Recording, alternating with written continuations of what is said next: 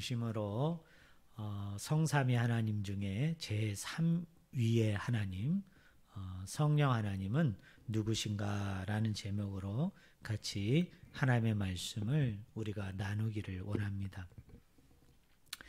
하나님은 세 분으로 불려집니다. 우리가 첫 번째 시간에 배운 하나님은 아버지 하나님이죠. 아버지로서의 하나님입니다. 그 다음에 우리가 두 번째 시간에 배운 하나님은 누굽니까? 아들로서의 하나님을 배웠고요. 오늘은 세 번째 시간으로서 일명 하나님의 영, 그리스의 영으로 불리는 성령 하나님에 대해서 우리가 공부를 하기를 원합니다. 다른 종교하고 다르게 우리는 유일신을 믿죠. 하나님이 몇 분이라고요? 한 분 하나님을 믿습니다. 그런데 이 한 분 하나님 안에 세 개의 위격이 있습니다. 그게 성부 하나님, 성자 하나님, 성령 하나님인데요. 일명 이것을 우리가 삼위일체라고 그럽니다. 이 삼위일체 하나님은 신비예요. 셋이 하나이고 하나가 셋이다 라는 뜻인데요. 이 삼위일체 하나님에 대해서는 앞으로 한 세 번, 네 번째가 지난 이후에 다루도록 그렇게 하겠습니다. 오늘은 세 번째 하나님, 제3위의 하나님, 일명 하나님의 영, 그리스의 영이라고 불리는 성령 하나님, 성령님은 누구신가를 우리가 이 시간에 배우기를 원합니다. 여러분 원고 한번 보실래요? 성령 하나님은 남성인가, 여성인가, 중성인가입니다. 제가 왜 이런 생뚱맞은 질문을 우리 성도님들에게 먼저 질문을 하느냐면 그 성령이라는 그 단어를 보면요, 라틴어로는 이게 남성 명사로 쓰였고 히브리어로는 여성 명사로 쓰였고 그리고 헬라어로는 이 중성 명사로 이렇게 표현하고 있습니다. 그래서 우리가 이 단어풀이만 보면 성령님이 남자인 것 같기도 하고요. 또 여자인 것 같기도 하고 아니야, 남자도 여자도 아닌 중성이야 라고 여길 수도 있기 때문에 그렇게 중요하진 않습니다만 제가 성령 하나님이 누구신가 라는 주제를 시작하면서 한번 우리 성도님들에게 질문을 던진 것입니다. 답은 뭐일까요?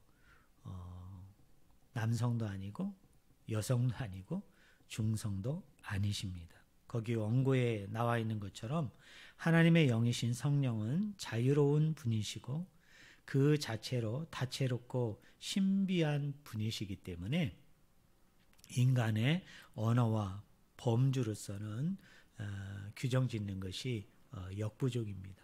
불충분합니다. 그리고 충분하게 이것을 설명할 수가 없기 때문에 하나님은 어떤 성의 구별이 없이 하나님 그 존재 자체로 완전하시고 또 절대적이시고 온전하시고 모든 것을 다 구비하고 갖추신 하나님이라는 것을 우리 성도님들이 믿으시기를 바랍니다. 이 영이라는 말이 히브리어로 루하흐입니다. 이걸 직역을 하면은 숨이라는 의미를 가지고 있습니다.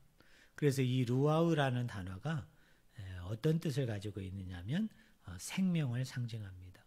우리 성도님들 하나님은 누구신가 라고 얘기할 때 제가 창세기 2장과 3장에 나와 있는 인간의 창조 기사를 제가 잠깐 언급을 해드렸는데요. 여러분 아담을 만들 때 하나님이 어떻게 만드셨어요? 사람이라는 것을 조각을 하고 난 이후에 작품을 만들고 난 이후에 그 코에 숨을 불어 넣으셨죠. 그때 이 숨이라는 단어가 히브리어로 뭐냐면 루하의입니다.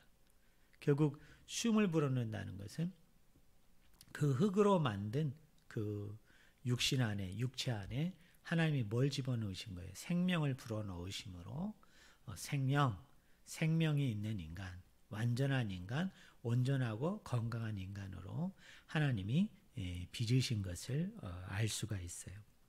근데 이 영이라는 말이 헬라어로는 푸뉴마입니다. 푸뉴마. 그냥 우리 성도님들 참고적으로 알아주세요. 근데 이 영은 이렇게 하나의 명사로 되어 있는 반면에 이 성경을 보면 성령이라는 단어가 쓰였을 때는 특별히 이게 복합 명사로 쓰인 사례들을 알 수 있습니다. 그래서 히브리어로 성령이 뭐냐면 르아흐 카도시입니다. 이 카도시라는 말이 거룩하다라는 뜻이거든요. 그리고 우리 아까 르아흐 무슨 뜻이라고 그랬어요? 영, 숨, 생명을 의미한다고 그랬잖아요. 그러니까 이 두 단어를 합치면 뭐가 됩니까? 거룩한 영, 그죠? 신실한 영. 그래서 히브리어로는 성령이 뭐예요? 르아 카도시 이렇게 돼 있고요. 이게 헬라어로는 푸뉴마 하기오스로 돼 있습니다. 역시 마찬가지예요. 푸뉴마는 헬라어로 영이란 뜻이고요. 하기오스라는 말은 헬라어로 뭐냐면 거룩한이란 뜻을 가지고 있습니다. 신실한 이런 뜻을 가지고 있거든요. 그러니까 이것도 두 단어 복합 명사죠. 그러니까 뭡니까? 성령은 거룩한 영이에요. 그것이 바로 성령의 이름이 가지고 있는 의미라는 것을 저는 우리 성도님들이 믿으시기를 주님의 이름으로 축원을 드립니다. 이 영어 성경을 보면 영이 뭘로 되어 있어요? 스피리트로 되어 있죠.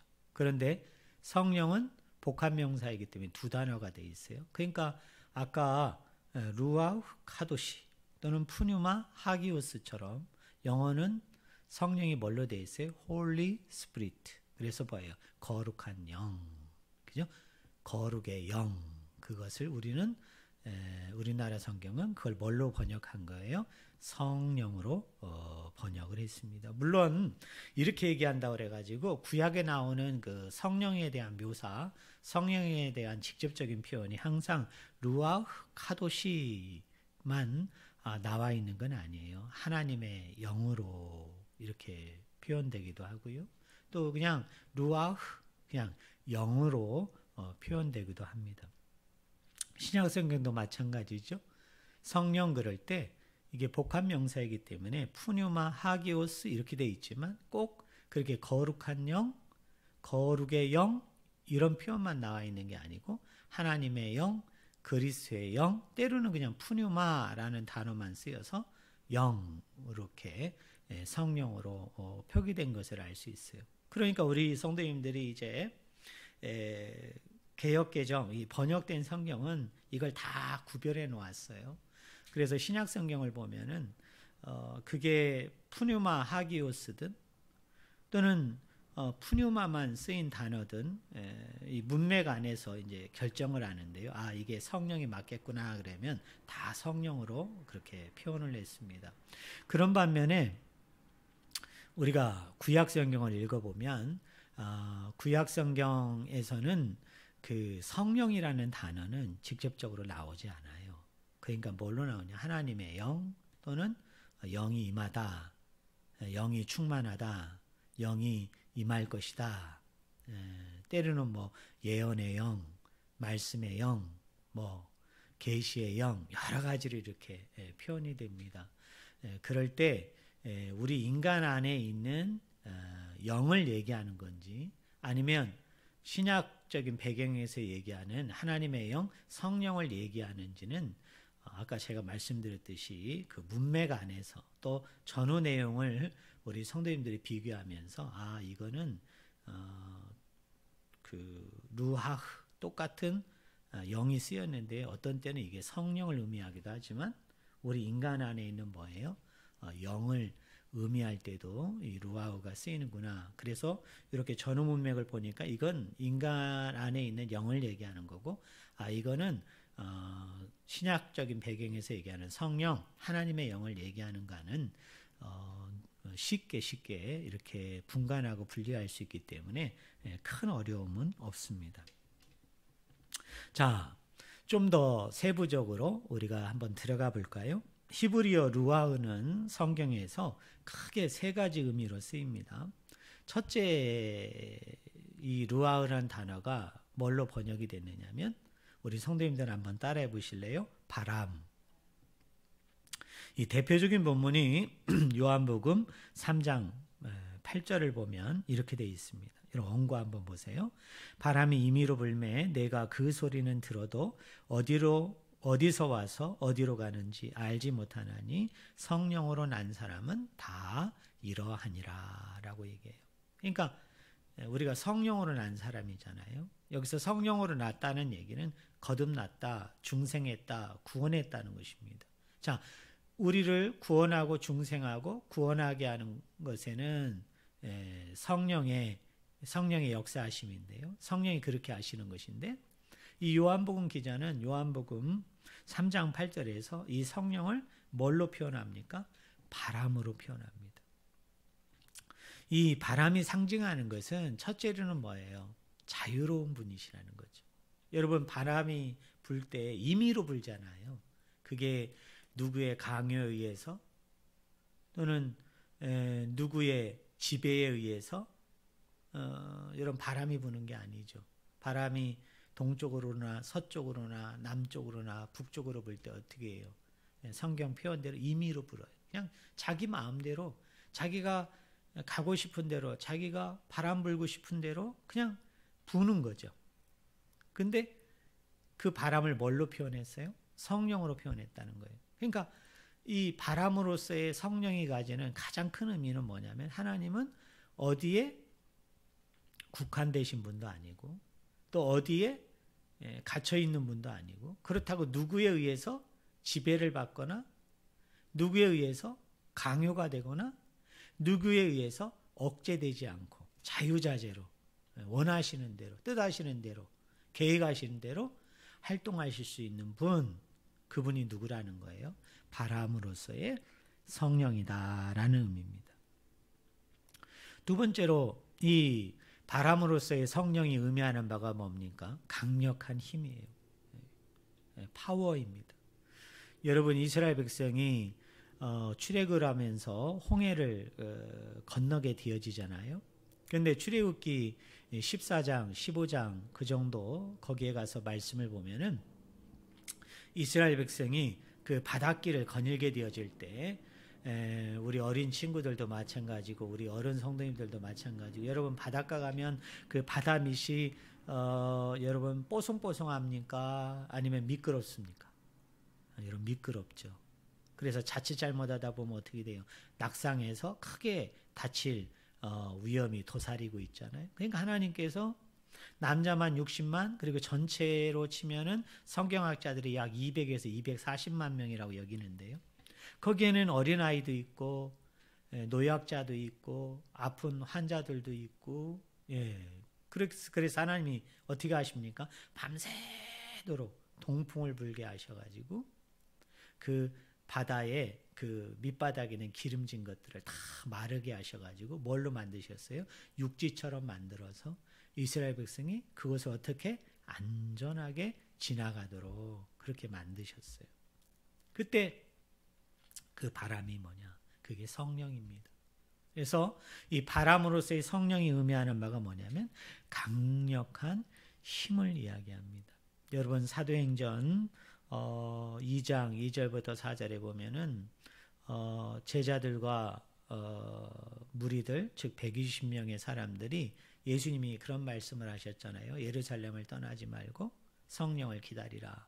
그래서 그 120명의 무성도들이 오로지 기도에 힘썼을 때, 간절히 아버지 앞에 부르짖었을 때 어떤 일이 일어나요? 불에 혀같이, 그 불에 그 혀와 같은 그 강렬한 바람이 그들 가운데 임재하게 되어질 때 그들이 성령의 놀라운 체험을 하게 되어지고 각기 다른 방언으로 이야기하게 되어지는 그런 초자연적인 놀라운 역사가 일어나잖아요. 그때 그 바람이 뭐냐?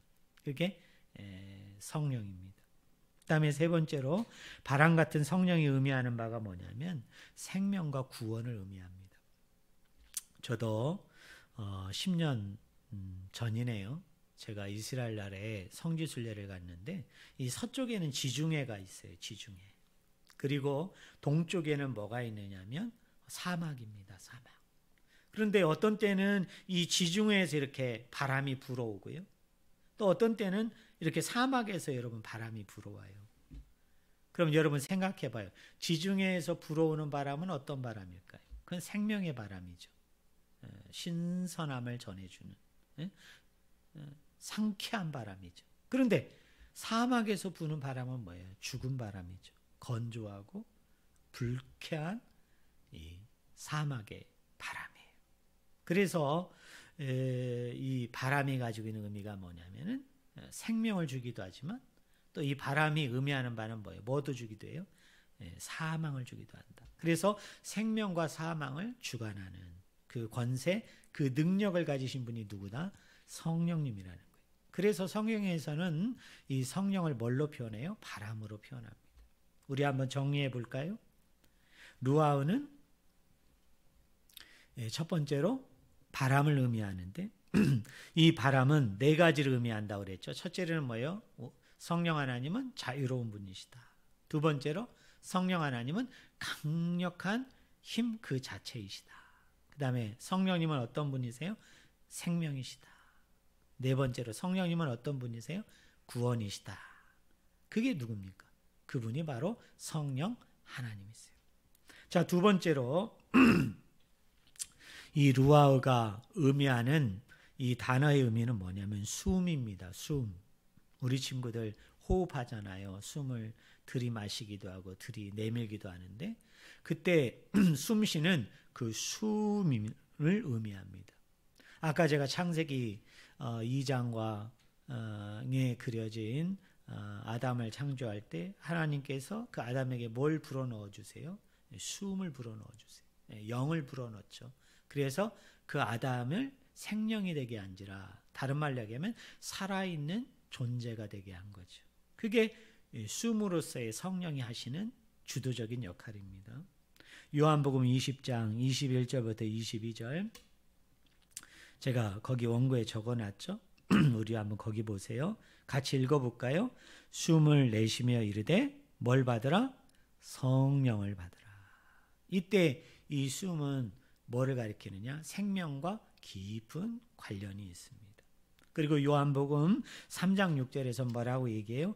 영으로 난 것은 영이니 라는 말을 합니다. 이건 뭐냐면 저와 여러분이 이렇게 살아갈 때 우리가 육적인 존재로서만 살아가는 것이 아니라 사실은 우리 한 사람 한 사람이 영적 존재로 살아가는 것을 의미합니다. 결국 내가 내일 제가 나사로의 죽음과 관련되어져서 이 부분에 대해서 여러분에게 깊이 설교할 것이기 때문에 이건 그냥 이렇게 코멘트만 하고 넘어가겠습니다. 자, 세 번째로 이 루아흐가 가지고 있는 의미는 뭐냐면 은사예요. 은사. 이 은사라는 말이 헬라어로 뭡니까? 카리스마예요. 제가 거기 원고를 읽어드릴게요. 한계를 벗어나는 능력을 갖추게 되는 하나님의 은사예요. 그래서 거기 세 가지 은사를 소개해드렸죠. 하나는 지혜, 하나는 정치적인 리더십, 또 하나는 뭐예요? 예언입니다. 이 많은 분들은 성령의 은사 그러면 고린도전서 12장에 나오는 9가지 그 은사, 그 특별한 은사 있죠. 뭐 예를 들자면 방언을 하고 방언을 통변하고 그다음에 믿음을 행하고 그다음에 귀신을 내쫓고 병든 자에게 손을 얹으니까 낫고 지혜, 명철 뭐 이런 9가지 은사만을 얘기하는데요. 그렇지 않습니다.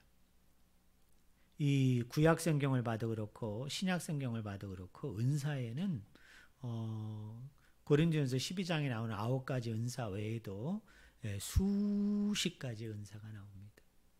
특별히 에베소서 4장에 보면은 직분도 은사라고 그러죠. 어떤 사람은 복음 전하는 자로, 어떤 사람은 사도로, 어떤 사람은 목사와 교사로 불렀다. 근데 교회에서 사역을 위해서 특별히 하나님의 부르신 가운데 세워진 직책, 그 직분, 그 사역도 뭐다? 은사다. 그렇게 얘기하죠. 또 여러분 로마서 12장에 보면 구제하는 거, 긍휼히 여기는 거, 또 돌보는 거, 사랑하는 거, 그런 거 다 뭐라고 얘기합니까? 그것도 은사예요. 또 우리가 구약 성경을 보면은 그 예언자들이 예언을 행할 때 그 사람들이 그냥 예언을 한 게 아니고 하나님이 그들 가운데 임재합니다. 뭘로써? 영으로써 임재해요. 그래서 그 하나님의 영을 힘입어서 이 사람들이 뭘 얘기하게 돼요? 예언을 행하게 돼요.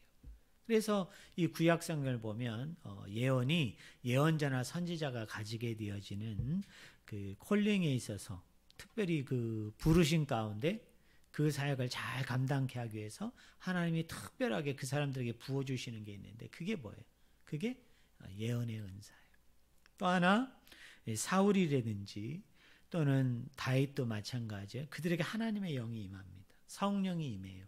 그래서 은사로 나타난 것이 뭐냐면 정치적인 리더십이에요. 정치적인 리더십이 뭐예요? 나라를, 국가를, 그래서 백성들을 지혜를 가지고 잘 다스리도록, 잘 그 나라와 국가를 잘 관리하도록 하나님이 특별하게 그들에게 무슨 은사를 주세요? 리더십의 은사를 허락해 주시는 것을 우리가 알 수 있죠. 또 우리가 솔로몬의 경우에 보면은 하나님의 영이 임하면서 솔로몬이 받은 은사가 뭐예요? 지혜잖아요. 특별히 그가 한 번에 1,000번째에 그 짐승 제사를 드리면서 하나님께 지혜를 구하잖아요. 근데 그 지혜가 뭡니까? 듣는 마음이죠. 듣는 마음. 백성들의 그 억울함, 또 백성들이 가지고 있는 그 연약함, 또 백성들이 가지고 있는 그 문제들을 경청하는 거예요. 그게 은사예요. 잘 들어주는 거예요. 그래서 그것을 지혜를 가지고 그 시시비비를 잘 분별하고 잘 헤아릴 수 있도록 이끌어주는 거. 그것을 성경은 또 뭐라고 얘기해요? 그게 은사다. 그렇게 말씀하고 있습니다. 그런데 말이 나왔으니까 좀 더 얘기를 하자고요. 이게 구약 성경과 신약 성경이 좀 차이가 나는 것이 그 구약 성경을 보면은 이 성령이 그 소수의 몇몇의 특별한 사람에게만 성령이 임합니다. 예를 들자면 모세에게 성령이 임하거든요. 또 모세가 세우는 그 두령들, 특별히 뭐 10부장, 50부장, 100부장, 1000부장 그런 사람들에게 뭐가 임하면 성령이 임합니다. 또 사무엘에게 임하고요. 사울에게 임하고요. 다윗에게 임하고 솔로몬에게 임합니다. 그리고 여러 선지자와 예언자들에게 임합니다. 그러니까 구약에서의 성령은 하나님을 믿는 이 전체 백성에게 성령이 임하지 않아요. 영이 임하지 않아요. 특별히 이렇게 지도자로 또 특별히 하나님의 그 부르심 가운데 제사장직을 행하든 또는 선지자직을 행하든 예언자직을 행하든 또는 모세처럼 그 백성들을 대표해서 그 백성을 인도하는 또 사사들을 보면은 그 당시 백성들을 대표하는 사람이잖아요. 그런 소수의 몇몇 사람들에게 성령이 임합니다. 그런데 이게 신약 시대에 오면 어떻게 됩니까? 요엘서 2장 28절부터 29절에 보면은 그 성령이 누구에게 임해요? 젊은이에게도 임하고 노인에게도 임하고 남자에게도 임하고 여자에게도 임하고 그 성령이 누구에게도 자유자에게도 임하고 종과 노예에게도 임할 것이다 라고 얘기하잖아요. 그리고 우리가 사도행전 같은 데 보면은 그 오순절날 그 마가의 다락방에 성령이 임하게 되어질 때 그 120명의 성도들 중에는 누가 있었어요? 제자들도 있었지만 예수님을 쫓는 여인들도 있었죠. 또 일반 평민들, 일반 백성들, 일반 무리들도 있었어요. 뭐 이런 구분이 좀 우습습니다만은 그 중에는 사도와 같은 제자와 같은 목회자도 있었지만은 오늘 우리 교회로 얘기하면 평신들도 있었어요. 성도들도 있었는데 하나님의 영이 어떻게 됩니까? 그들에게 다 임해요. 다 임합니다. 또 사도행전 같은 데 보면은 사도가 기도하게 되어질 때 고넬료와 같은 이방인에게도 유대인에게만 성령이 임한 게 아니라 이방인에게도 뭐가 임해요? 성령이 임합니다. 그리고 바울 서신을 보면 궁극적으로는 성령이 누구에게 임합니까? 예수 그리스도를 시인하고 고백하는 자들마다 성령이 임합니다. 그래서 고린도전서에 보면 그런 말이 있잖아요. 하나님이 영이 아니고는 우리가 예수 그리스도를 나의 구주 나의 하나님으로 고백할 수 없다. 그러니까 다른 말로 얘기하면 우리 성도님들 중에 여러분이 하나님을 나의 구주 나의 하나님으로, 예수 그리스도를 나의 구주 나의 하나님으로 고백하고 믿는 분이 계시다면 그것은 내가 고백하고 내가 시인하는 게 아니라 이미 그 사람 안에 뭐가 와 있어요? 성령님이 내주하고 계신 거예요. 여러분, 성령님이 여러분 와 계신 거예요. 그러니까 어떻게 됩니까? 그래서 예수님을 시인하고 고백하는 거예요. 그러니까 구약에 나오는 성령은 특별한 부르심을 받은 어떤 제사장이나 예언자나 선지자나 지도자나 왕에게, 사사에게 성령이 임했어요. 그런데 신약에 있는 성령은 어떻습니까? 모든 사람에게, 누구에게? 그리스도를 믿는 사람들. 그래서 뭐를 허무는 거예요? 세대의 벽을 허물고 성별의 벽을 허물고 신분의 구분을 허무는 성령이 오늘 저와 여러분들 가운데 임하고 있는 거예요. 또 하나 나가서 설명을 드립니다. 구약에 있는 성령은 어떻습니까? 임하기도 하지만 떠나기도 하는 거죠. 대표적인 사람이 누구예요? 사울이잖아요. 사울이 처음에 이스라엘의 일대왕, 초대왕으로서 기름 부음 받을 때 그 안에 성령이 임합니다.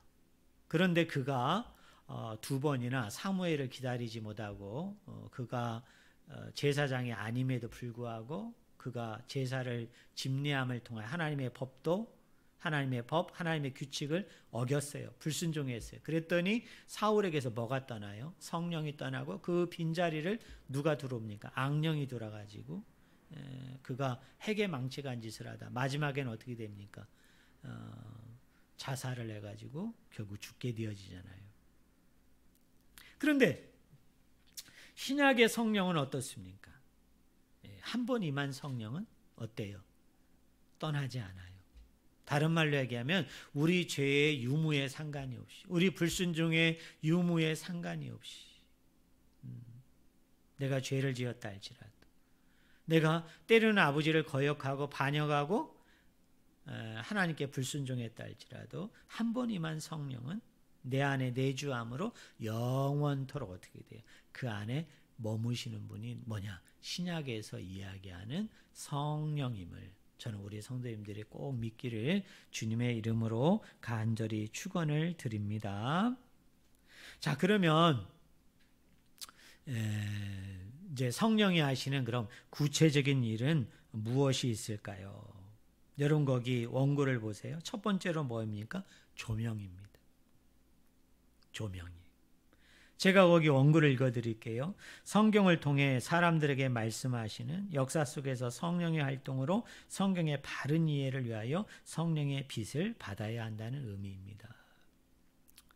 여러분, 이 성경 66권의 말씀은 나중에 제가 성경을 강의할 때 성경이 어떻게 기록이 되어졌고 또 이 영감으로 기록된 이 말씀을 우리가 어떻게 읽고 묵상하고 또 이 말씀을 어떻게 우리가 지켜 행하는가에 대해서 성경에 대해서 제가 강의할 때 좀 더 집중적으로 얘기하겠습니다만은, 자, 오늘은 성경과 성령과의 관계를 얘기하면은, 자, 우리가 성경을 읽을 때 기도해야 되거든요. 기도할 때 뭘 기도해야 됩니까? 성령님의 조명을 위해서 기도해야 돼요. 이 성경은 물론 제자들을 포함해서 또 선지자들을 포함해서 사람에 의해서 기록된 것이 맞지만, 그러나 이 하나님께서 사람이 가지고 있는 지성, 감정, 의지라는 이 지정의를 사용하셔서 마치 옆에서 성경 말씀을 불러주고 그 제자들과 그리고 성경자들이 받아 적는 것처럼 그렇게 마음에 감동을 줘서 또 깨닫고 알게 하고 생각나게 하게 함을 통해서 그것을 기록하도록 성령님께서 역사하셨거든요. 이걸 우리가 무슨 영감설이라고 그러냐면 유기적 영감설이라고 얘기하거든요. 그래서 이것은 성령님의 그 감동 가운데, 영광 가운데 기록되어졌기 때문에 우리가 이 말씀을 사사로이 풀 수가 없어요. 그러면 이 말씀을 어떻게 해야 됩니까? 성령이 이 말씀을 깨달아 알 수 있도록, 또 이 말씀을 밝히 알 수 있도록, 이 말씀에 대해서 내가 충분히 이것을 알 수 있도록 누구를 의지해야 돼요? 성령을 의지하고 성령님께 기도하고 또 성령의 인도하심에 따라서 이 성경을 우리가 읽고 묵상해야 되거든요. 이걸 어려운 영어로 뭐라고 얘기하냐면 조명이라고 얘기합니다. 그래서 우리 성도님들 개인적으로 큐티 하시거나 또는 개인적으로 성경을 읽을 때, 또 뭐 유튜브라든지 실시간 방송이라든지 교회에 나와서 목사님을 통해서 여러분이 말씀을 들을 때 우리 성도님들이 겸손하게 아버지 앞에 무릎을 꿇고 기도해야 되는 핵심 주제 중에 하나가 뭐냐, 이런 거예요. 하나님, 오늘 목사님을 통해서 제가 하나님 말씀을 듣는데 하나님 아버지, 제가 오늘 이 본문을 가지고 큐티하기를 원하는데, 내가 오늘 이 본문 말씀을 가지고 읽기를 원하는데 성령님이여 내 마음을 밝히사, 성령님이여 나에게 성경을 깨달을 만한 지혜, 명철, 능력을 허락하여 주셔서, 또는 성령님이여 이 말씀을 하나님이 손수 비춰주심으로 내가 이 말씀을 밝히 알 수 있도록 하나님 인도해 주세요, 역사해 주세요, 이렇게 기도해야 되는 거예요. 이것이 뭐예요?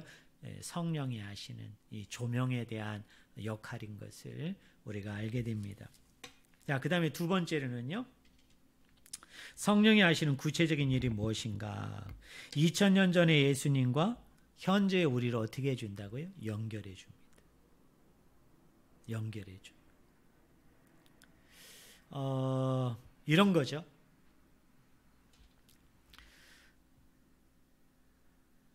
예수 그리스도가 십자가에서 죽으셨잖아요. 언제? 지금으로 얘기하면 2000년 전에 죽으셨잖아요. 그런데 그 2000년 전에 그 십자가상에서 흘리신 그 보혈이 우리의 죄를 씻기는데, 그 피 자체가 2000년 전에 흘린 피이지만 오늘 내가 범죄했어요. 오늘 내가 불순종했어요. 그래서 하나님 앞에 내가 회개하게 되어지면은 그 2000년 전에 흘리신 그 보혈의 공로로 말미암아, 그 은혜로 말미암아 그것이 나에게 이렇게 그 보혈이 나에게 흘러오는 거예요. 이게 신비죠. 이게 능력이죠. 근데 그거를 가능케 하시는 분이 누구냐? 그게 성령 하나님이 하시는 거예요. 그러니까 다시 한번 얘기하면 예수님은 2000년 전에 십자가에 죽었고, 오늘 나는 지금 이 자리에서 내가 범죄했단 말이에요. 그래서 내가 하나님 앞에 회개 기도하면 이 2000년 전의 십자가와 나를 연결을 시켜주는 거예요. 연결을 시켜주는 걸 누가 하시는 거예요? 성령 하나님이 하시는 거예요. 그래서 2000년 전에 일어난 과거의 사건이지만 그게 오늘 현재의 시간으로 돌아와서 내 죄를 그 피가 어떻게 하는 거예요? 깨끗게 해주는 거예요. 그 피가 나를 정결케 하는 거예요. 이것을 가능케 하시는 분이 누구냐? 그분이 누구예요? 성령 하나님이 그 일을 하시는 거예요. 이해되십니까? 또 제도적 교회로, 또 개인 신앙에서 우리를 그렇게 연결해 주신다는 거예요. 자, 세 번째로 교제의 중재자이십니다. 제가 거기 글을 읽어드릴게요. 즉 사랑의 끈으로서의 성령님입니다. 하나님과 우리를 연결해 줍니다. 성도와 성도를 연결해 줍니다. 세상과의 관계로서 세상과 우리를 연결하여 줍니다. 자, 하나님과 우리 사이를 연결해 주는 그 일을 감당하시는 분이 누구라고요? 성령님이세요. 또 어떤 성도와 어떤 성도를 하나님 안에서, 그리스도 안에서, 십자가 안에서 하나 되게 한다고 했을 때 그것을 가능케 하시는 분이 누구예요? 그게 성령님이에요. 또 우리가 세상은 우리를 미워하나 도리어 우리는 세상을 이겼거든요. 이기는 자이거든요. 이 세상의 죄와 이 세상의 잘못된 것, 그리고 이 세상이 우리를 유혹하고 미혹하고 쓰러뜨리는 이 처절한 영적인 전투 가운데 속에서 우리가 실패하지 않고 이것을 승리케 하는 것이 누구냐? 이것을 승리를 가능하게 하는 것이 누구냐? 그리고 분쟁과 다툼과 싸움이 있는 곳에 우리 그리스도인들이 들어감을 통하여 그것을 평화로 만드는 것이 뭐냐?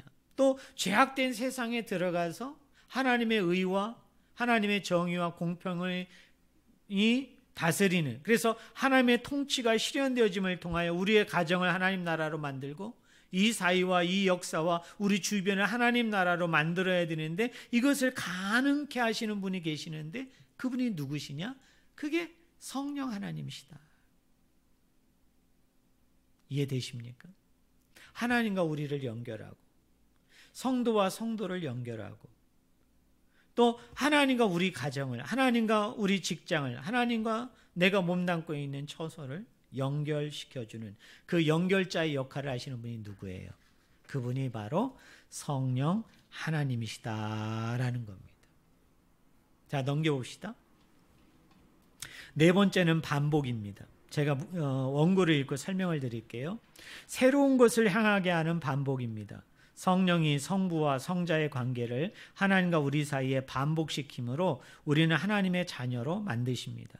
성령이 그리스도께서 성자로 하셨던 일을 우리를 통해 반복하게 하십니다. 예수 그리스도의 사역이 우리를 통해 이 시대에도 계속 반복하게 하십니다. 요한복음 14장 12절을 보면 우리 같이 한번 읽어볼까요? 우리 같이 읽겠습니다. 나를 믿는 자는 내가 하는 일을 그도 할 것이요 또한 그보다 큰 일도 하리니 라고 말씀합니다.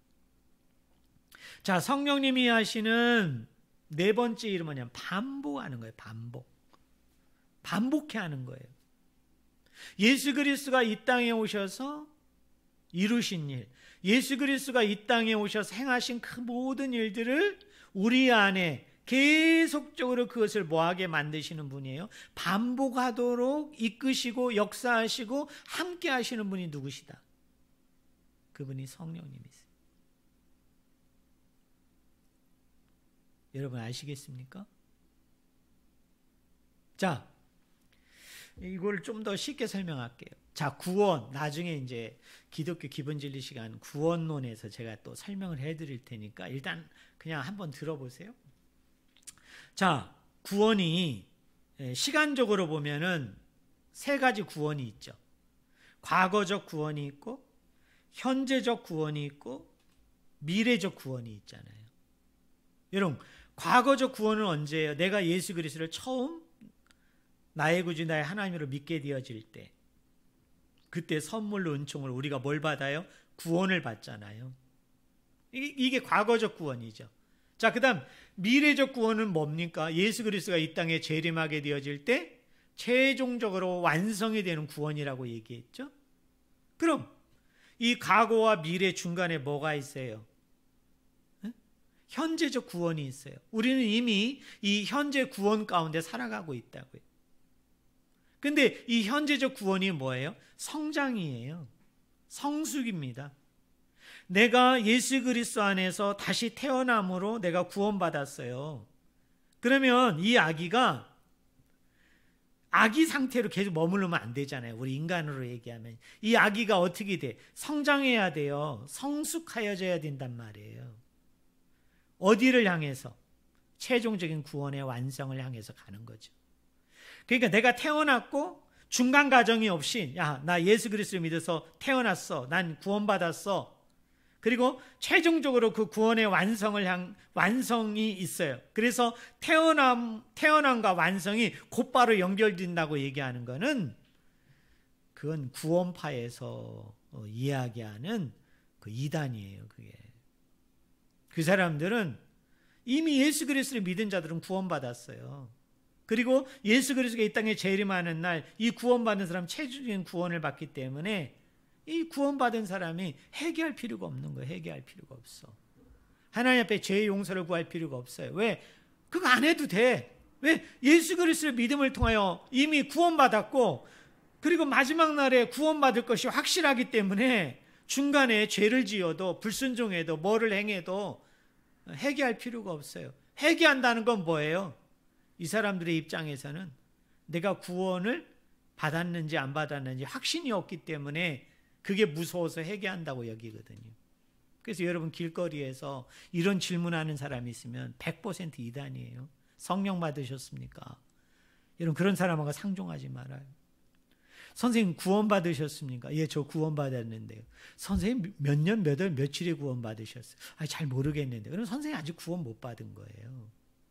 어떻게 선생님 태어난 날을 기억 못해? 이런 식으로 전도하거나 또 여러분 길거리 다니다가 설문지를 준단 말이에요. 설문지. 저기 설문을 좀 조사로 나왔는데요. 선생님 좀 도와주시겠어요? 라고 얘기하면 그 설문지 보면은 뭐 12월 25일은 예수님의 탄생일이 맞습니까? 아니면 로마 사람들이 태양신을 섬기던 날입니까? 알고 쭉쭉쭉쭉쭉 내려오다 보면 밑에 구원론에 뭐가 있느냐면 선생님은 언제 구원 받으셨습니까? 그 날짜와 그 시와 그 때를 기억합니까? 그럼 대답 못하면은 이 사람들이 어떻게 합니까? 선생님 아직 구원 못 받았어요. 기존교회 가니까 그런 거잖아요. 우리 확실한 영험 있는 도사 같은 목사님 선생님이 있으니까 이곳에 오셔가지고 같이 성경 공부합시다. 100% 이단이에요. 여러분 쫓아가지면 안 돼요. 자, 과거적 구원과 미래적 구원 사이에 뭐였어요? 현재적 구원이 있다. 이 현재적 구원은 뭐냐? 성장하고 성숙하는 거예요. 그럼 그 성장과 성숙은 뭡니까? 그리스도를 닮아가는 거죠. 그죠? 우리가 그리스도를 쫓아가는 거예요. 그리스도처럼 되는 거예요. 그래서 100% 그리스도가 되는 것이 최종적인 구원인데 그것을 위해서는 우리가 계속 성장하고 성숙해야 되는데 그러려면 어떻게 돼야 됩니까? 우리 안에 계속 반복과 지속이 나타나야 되죠. 뭐에 대한? 믿음에 대한, 신앙에 대한, 하나님을 향한 그 사랑에 대한, 그 은혜의 감사에 대한 그것이 계속 우리 안에서 반복이 일어나야 돼요. 삶으로서 고백이 되고 시인이 되고 간증이 되고 선포가 되고 또 그렇게 살아가야 되는 거예요. 그런데 이것을 반복 속에서 그리스도를 100% 닮아가게 하는 데 있어서 성장하고 성숙시키도록 그렇게 몰아가시는 분이 계세요. 그것을 가능케 하시는 분이 계신데 그분이 누구시다? 그분이 성령 하나님이시다. 성령 하나님이 그 역할을 주도적으로 하신다. 이해되십니까?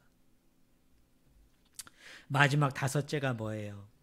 보혜사이십니다. 시간이 많이 지났기 때문에 원고를 읽으면서 제가 중요한 것만 코멘트하겠습니다. 여러분 한번 원고 보세요. 보혜사 성령이 오늘 우리 가운데 어떻게 오시는가? 요한복음 14장 16절의 말씀을 보면 하나님의 아들이신 예수님께서 친히 아버지께 요청해서 아버지께서 보내주실 것을 말씀하고 있습니다. 요한복음 14장 26절을 보면 아버지께서 아들의 이름으로 보내신다고 말씀합니다. 그리고 요한복음 15장 26절, 16장 7절을 보면 아들이 아버지로부터 보낸다고 말씀하십니다. 그러니까 우리 예수님이 부활 승천해서 하나님께 요청하신다는 거예요. 누구를 보내달라고? 성령을 보내달라고. 그래서 하나님이 그 예수님의 요구를 들어주셔서 이 땅에 누구를 보내주세요? 성령을 보내주세요. 우리 안에 성령을 보내셔서 우리 안에 성령이 뭐하도록? 내주하도록. 우리 안에 성령이 머물도록 그렇게 해서 오시는 거예요. 자, 요청자는 누구고? 예수님이고. 그것을 허락해가지고 우리 한 사람 한 사람에게 성령을 보내시는 분은 누구세요? 성부 하나님이세요. 그래서 삼위일체예요. 다시 얘기합니다. 성자 예수님은 성령을 보내달라고 성부 하나님께 요청하면 성부 하나님은 그걸 받아서 허락하셔가지고 보내세요. 그래서 그 보내짐으로 우리 안에 와 있는 분이 누구시다? 성령 하나님이세요. 그런데 놀라운 것은 보내시는 성부 하나님, 그걸 요청하는 성자 하나님, 그리고 우리 안에 보내진 성령 하나님은 다른 분이 아니고 이 세 분은 어떻다? 같다. 제가 앞으로 한 서너 번째 순서가 지난 후에 삼위일체에 대해서 좀 더 설명을 드리겠습니다. 자, 그 다음 문단을 봅시다. 바울은 이런 것을 염두에 두고 같은 맥락에서 성령을 뭘로 부른다고요? 하나님의 영입니다. 하나님의 성령이 누구예요? 하나님의 영이십니다. 또 다른 데에서 뭐라고 얘기합니까? 그리스도의 영. 성령님은 누구십니까? 예수님의 영이십니다. 그리고 또 뭐라고 표현합니까? 로마서 8장 9절부터 7절에 보면 아들의 영, 양자의 영, 아들의 영으로 우리를 보내십니다. 그래서 우리를 하나님과 우리 사이에 양자 관계로 만들어 주시는 거죠. 자, 그 다음 문단 읽습니다. 보혜사 성령은 어떤 분이십니까? 요한복음 14장 16절에 보니까 또 다른 보혜사라고 말씀하고 있어요. 자, 또 다른 보혜사는 원 보혜사가 있다는 거죠. 처음 보혜사가 있다는 거죠. 원 보혜사, 처음 보혜사는 누구예요? 예수님이세요. 그리고 성령님은 뭡니까? 또 다른 보혜사입니다. 자, 그 밑에 한번 보세요. 보혜사 성령은 구체적으로 어떤 일을 하십니까? 요한복음 14장 17절을 보면 보혜사 성령은 제자들 안에 와서 그들 안에 뭐 하세요? 내주하십니다. 우리 안에 지금 성령님이 와 계세요. 우리 성도님들 믿습니까? 여러분 안에 누가 와 계세요? 성령 하나님이 여러분에게 와 계세요. 머무르십니다. 자, 성령님께서 그럼 우리 안에 내주하심으로 나타나는 증거가 뭐냐? 하나님을 사랑하게 돼요. 그리고 하나님 말씀대로 하나님의 뜻대로 하나님의 계명대로 살려고 노력합니다. 그게 성령 하나님이 우리 안에 오시는 증거예요. 자, 맨 밑에 문단을 보세요. 보혜사 성령님은 요거 그냥 제가 설명해 드릴게요. 자, 보혜사 성령님은 어떻게 되느냐? 하나님이심에도 불구하고 보혜사 성령님이 하나님의 영, 그리스도의 영, 아들의 영으로서 하나님이심에도 불구하고 성령님이 이 땅에 오셔가지고 철저하게 어떻게 하세요? 보냄을 받은 자로서 거기 말씀 제가 읽어드릴게요. 아버지로부터 보냄을 받은 자로서 자신의 가르침을 가르치는 것이 아니라 그를 보내신 아버지의 가르침을 가르칩니다. 겸손의 영이시죠. 인간하고 다르잖아요. 내 의지대로, 내 결정대로, 내 주장대로 내가 주인이 돼서 가르치는 게 아니라 우리 보혜사 성령님은 어떻게 하세요? 철저히 아버지의 것을, 하나님 아버지의 것을, 하나님의 것을 우리로 하여금 기억나게 하고 알게 하고 느끼게 하고 깨닫게 하시는 분이 누구예요? 그분이 성령 하나님이세요. 우리 예수님도 마찬가지죠. 여러분, 예수님이 이 땅에 오셔가지고 한 번도 예수님이 자기 뜻대로, 자기 의지대로, 자기 계획대로 하지 아니하시고 나실 때부터 십자가에 죽으시고 부활하시고 승천하고 나중에 재림하는 것까지 다 누구의 뜻을? 하나님의 뜻에 순종하세요. 하나님의 뜻을 이루어 드리십니다. 하나님 앞에 철저하게 순복하세요. 순종하세요. 그게 예수 그리스도의 모습인 거예요. 자, 한 페이지 넘겨서요. 거기 보세요. 보혜사 성령은 우리에게 뭘 주세요? 평화를 주십니다. 평강을 주십니다. 요거는 제가 다음 주 설교 본문이거든요. 그때 요한복음에 나와 있는 부활하신 예수 그리스도께서 제자들에게 나타나셔서 두려워 떨고 있는 제자들에게 하신 말씀이 뭐예요? 평안이 있을지어다. 평안이 있을지어다. 평안이 있을지어다. 3번 말씀하세요. 또 요한복음 앞부분에 보면요. 놀라운 게 뭐냐면 예수님이 십자가에 죽기 전에 제자들에게 또 평안을 3번 말씀합니다. Peace to you. 너에게 평안이 있을지어다. 너에게 평강이 있을지어다. 너에게 평화가 있을지어다. 그때 여기서 평화가 의미하는 것은 뭐냐면 전쟁이 없는 상태, 마음의 평안, 마음의 기쁨, 즐거움, 그걸 얘기하는 게 아니에요. 여기서의 평안은 뭐냐? 하나님과의 관계의 회복입니다. 그거는 제가 내일 말고 다음 주 설교할 때 이 예수 그리스도가 3번이나 부활하셔서 평안할지어다 평안할지어다 얘기했는데 그 평안이 가지는 영적인 의미가 뭔가를 같이 나누기를 원합니다. 자, 마지막입니다. 보혜사 성령은 세상에 대해서는 죄와 의와 심판에 대해 옳게 깨닫지 못한 것을 정죄하시는 분입니다. 보혜사 성령은 믿는 사람에게는 그들의 변호사 노릇을 해주시는 분이요, 세상에 대해서는 검사 노릇을 하는 분입니다. 즉 그들의 죄를 정죄하고 책망하고 심판하시는 분이 누구예요? 그분이 보혜사 성령입니다. 자, 결론적으로 얘기합니다. 이 보혜사라는 말을, 이게 한자어거든요. 이걸 그대로 풀이하면 이런 겁니다. 보혜사, 보호해 주시고, 해, 은혜를 주시고, 스승사, 가르치시는 분. 이게 보혜사예요. 근데 이 보혜사라는 말이 헬라 원어로는 파라클레토스입니다. 이것이 이제 영어 성경 NIV나 NASB나 킹 제임스 버전에 보면 세 단어로 번역을 합니다. 첫째로는 카운셀러. 보혜사 성령은 어떤 분이세요? 우리의 상담자이십니다. 두 번째로는 헬퍼.